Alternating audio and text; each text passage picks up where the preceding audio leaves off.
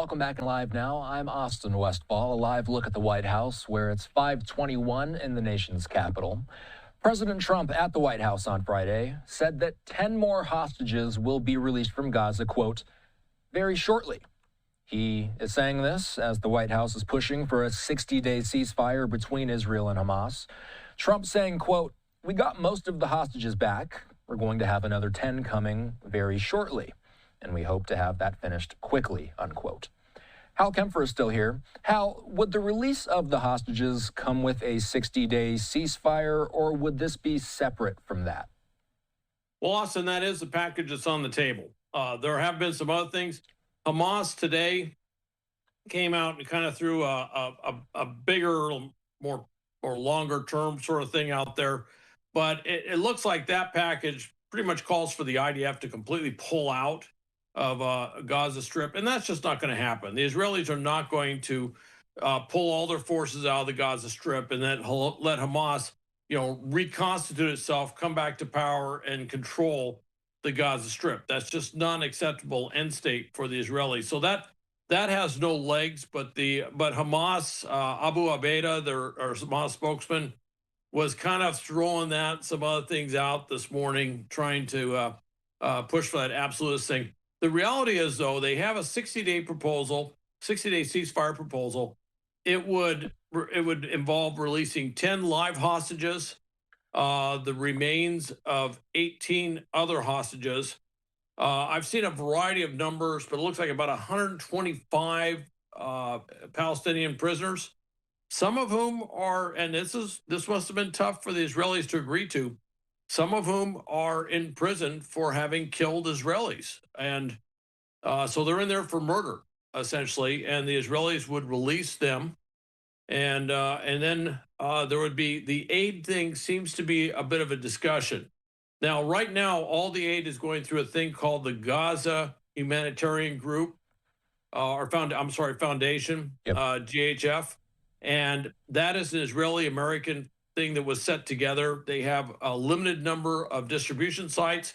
There have been some pretty violent events that have taken place at those distribution sites, charges that the Israelis had fired on them. It's not clear what happened exactly. There was some where there was a crowd rush, and I think 20-some people were killed, basically trampled to death. So there's been some pretty violent things that have happened at these distribution sites.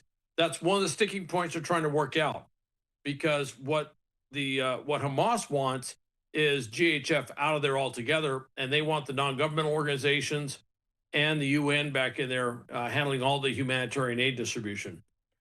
We've been covering this war long enough to not get our hopes up anytime someone says a deal is going to happen soon. Hal, what, in your opinion, is the best case scenario for how speedy a deal may come? Is this weekend on the table? I would be really surprised, pleasantly surprised, but I would be really surprised if they could hit a breakthrough on these issues this weekend. I'm not ruling it out. With Hamas, one of the things you have to realize is they can be rhetorically way far away from coming to an agreement, or at least it sounds to us in our Western ears that they're far away. In reality, mentally or psychologically, they're actually much closer to agreeing. They're just throwing that out there because, well, that's just kind of what they do. They throw that out there, rhetorically speaking. We hear the Iranians do some of the same stuff where they'll be rhetorically way out from certainly what we would expect any Western negotiation or negotiators to ever say.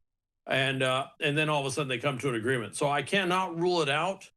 However, I do have a sense that they may be closer to an agreement than they've been in quite some time. And I wouldn't rule out something getting accomplished within a week or 2 weeks that they were going to come to this. And if I had to guess between those two, I think they could have the framework agreed upon to do this within the week. Now, whether they would actually execute on that agreement within the week has to be seen. But of course, the last time we weren't sure about this, they came to an agreement and they imposed a ceasefire pretty quick. And frankly, in the mechanics, if you will, or the how to impose a ceasefire has happened pretty fast. Last time it happened so fast, I'm not even sure if all the tactical units were fully informed as to what they were supposed to do, because there was a little bit of fighting that went on after the ceasefire had been imposed, and there was a lot of work to try and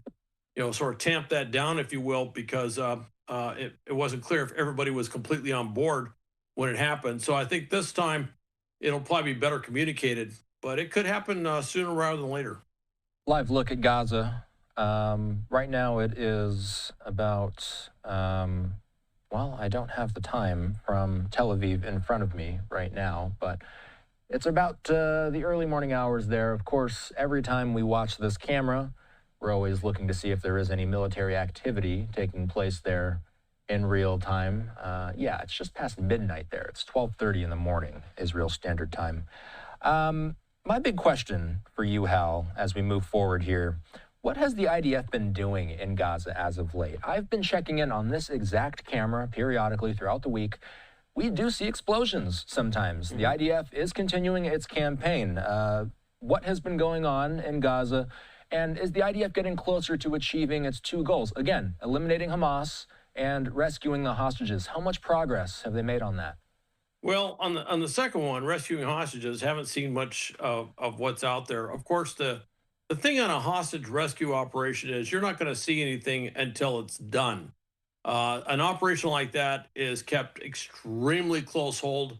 Operational security is paramount. Nobody can catch. In fact, usually you have to do some sort of deception operation on the outside, which in many cases can make it look like there's absolutely nothing going on, or the exact opposite of what you're doing, to create a false impression with the, for example, with Hamas, that there's any action taking place, because what you're doing is you're putting your forces, your raid force, into place to conduct something very fast, very covert as long as possible, to get in there and rescue somebody. And of course, the fear with the hostages are that their captors may, in fact, it's kind of a going assumption that unless they can get in there quickly and take out their captors are very likely to turn on the hostages and do something very lethal to them in the last moments before Israeli raiders could get in there to get them out. So that's that part. Now the other part is, yes, they've been hitting a number of places. They got troops on the ground. They got ground forces, all sorts of equipment.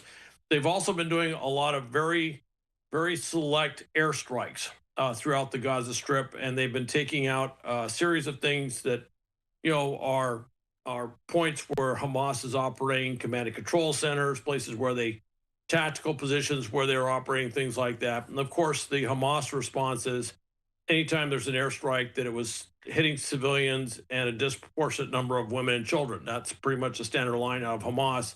But they have been going out there and eliminating Hamas forces whenever they come across them.